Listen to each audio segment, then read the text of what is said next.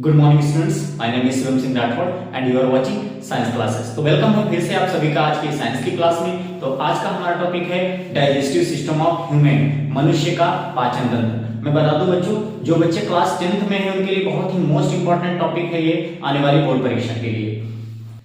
Digestive system का अध्ययन हम करेंगे, एक बायोलॉजी की एक ब्रांच है जिसका नाम है मानव शरीर क्रिया विज्ञान, ह्यूमन फिजियोलॉजी। तो ये जानते हैं क्या होती है डेफिनेशन ह्यूमन फिजियोलॉजी की। What is the definition of human physiology?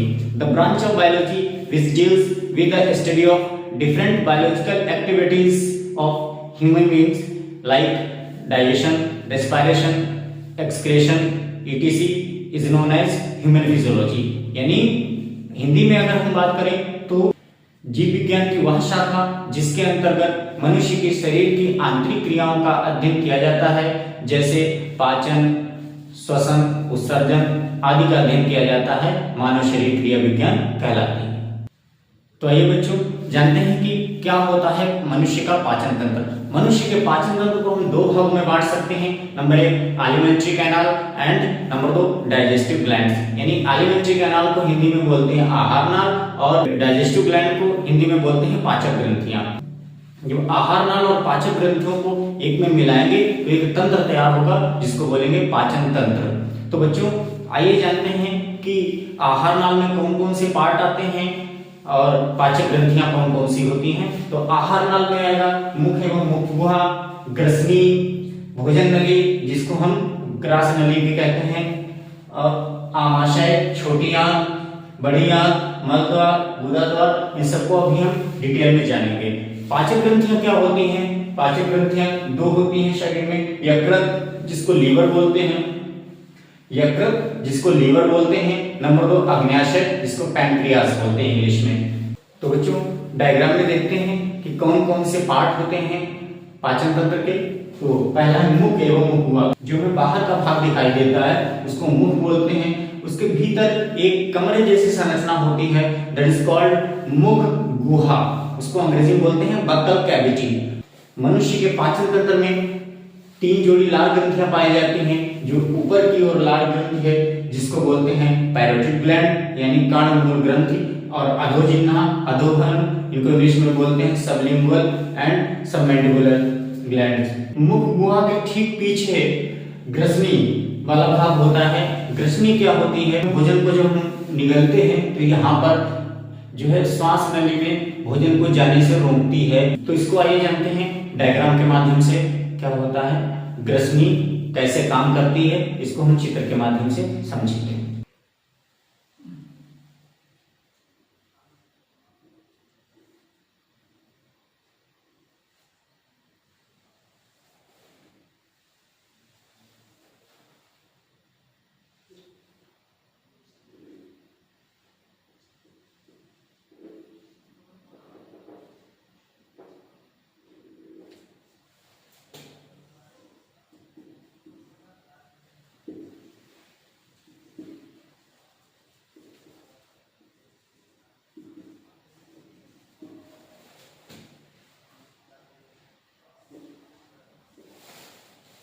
बच्चों को मैं बता दूं कि यहाँ पर मुख गुहा के आगे भोजन नली प्रारंभ होती है।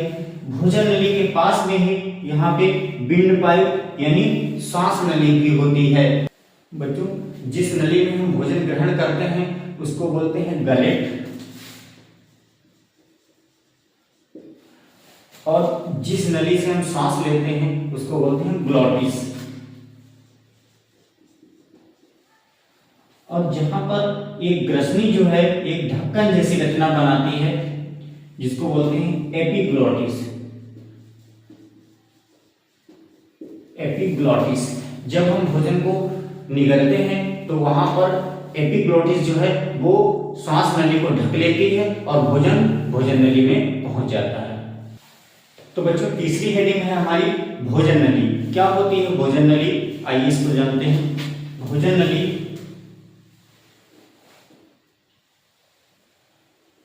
ये लगभग 25 सेंटीमीटर लंबी रचना होती है। ये एक संकुचनशील नली होती है जिसके कारण हम निवाला कभी कभार बड़ा निवाला भी खा लेते हैं, तो जिसके कारण वो फूलती हुई चली जाती है। तो इसको बोलते हैं संकुचनशील नलिका, जिसकी लंबाई लगभग 25 सेंटीमीटर से 30 सेंटीमीटर तक होती है। अब भोजन नली से भोजन आमाशय में आता है, तो अब जानते हैं आमाशय की संरचना कैसी होती है और इसमें क्या होता है। तो ये जानते हैं आमाशय की संरचना।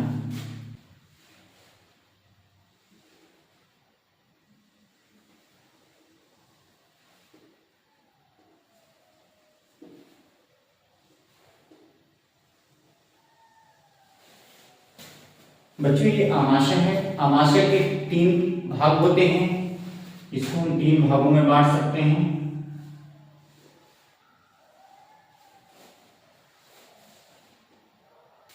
ऊपर वाला भाग इसको बोलेंगे हम कार्डियक, बीच वाले को फंडिक और लास्ट वाले को पाइलोरिक।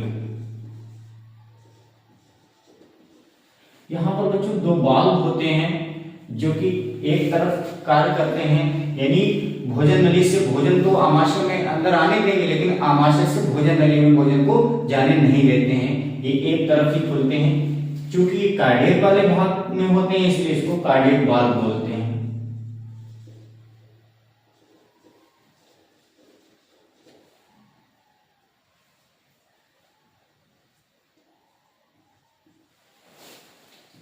और यहाँ पर बच्चों एक वाल्व होता है जो कि आमाशय से भोजन को छोटी आंत में जाने देता है, लेकिन छोटी आंत से आमाशय में आने नहीं देता है। यहाँ पर एक वाल्व जो होता है ये कार्य करता है, जिसका नाम होता है, क्योंकि ये पाइलोरिक वाले भाग में होता है इसीलिए इसको बोलते हैं पाइलोरिक वाल्व।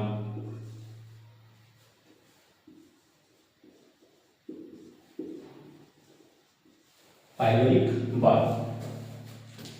अब आमाशय की भीतरी दीवारों में,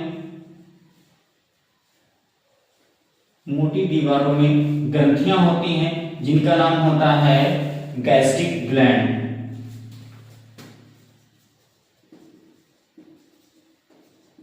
गैस्ट्रिक ग्लैंड। अब इनसे एक रस स्रावित होता है जिसको बोलते हैं गैस्ट्रिक जूस।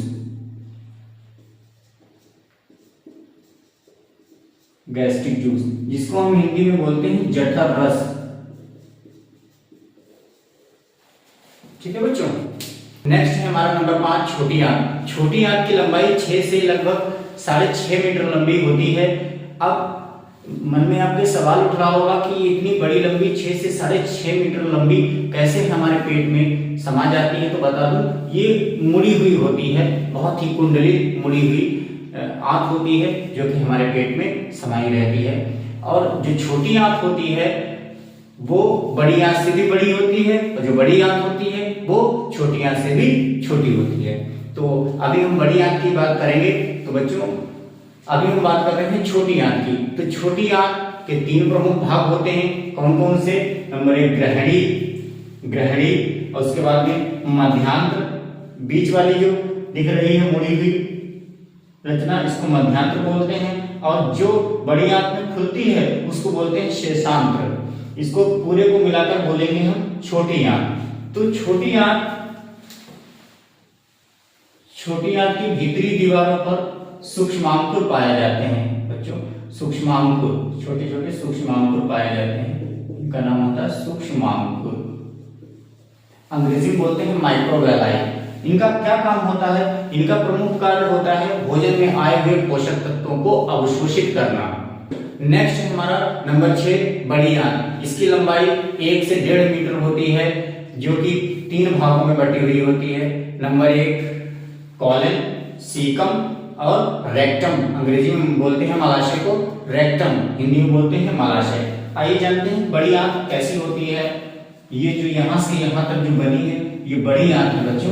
तो आइए हम फिर इसको एक बार बना के देखते हैं।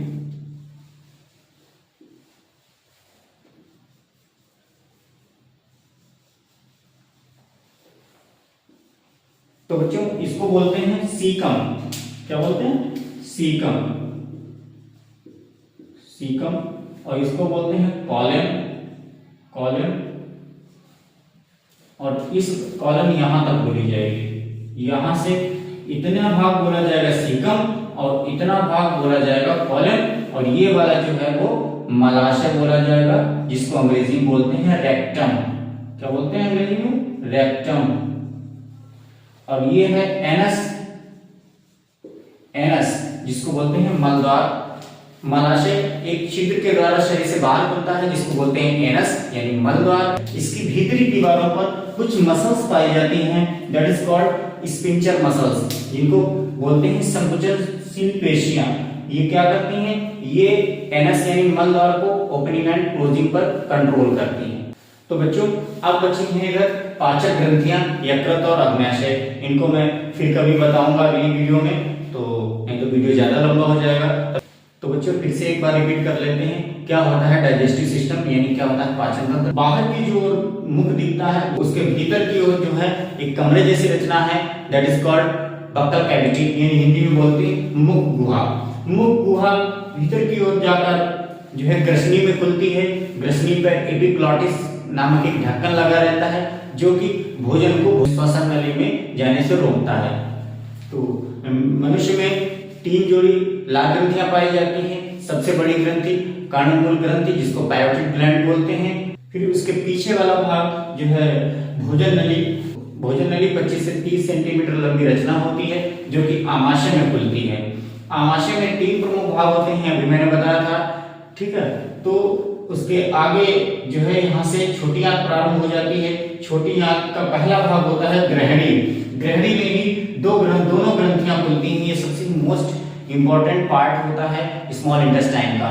तो यहाँ पर दोनों बड़ी ग्रंथियां खुलती हैं, पहली लीवर यानी यकृत और दूसरी अग्न्याशय यानी पैनक्रियास। लीवर से वाइल जूस सिक्रेट होता है, यानी पित्त स्रावित होता है, जो कि कलेक्ट कहाँ होता है, इकट्ठा कहाँ होता है, पित्ताशय में यानी गाल ब्लैडर में। तो अग्न्याशय से अग्न्याशय स्रावित होता है, यानी अग्न्याशय से पैनक्रियास से पैनक्रियाटिक जूस स्रावित होता है। ये दोनों जूस छोटी आंत यानी ग्रहणी में मिलते हैं, जो कि भोजन के पाचन में महत्वपूर्ण भूमिका निभाते हैं।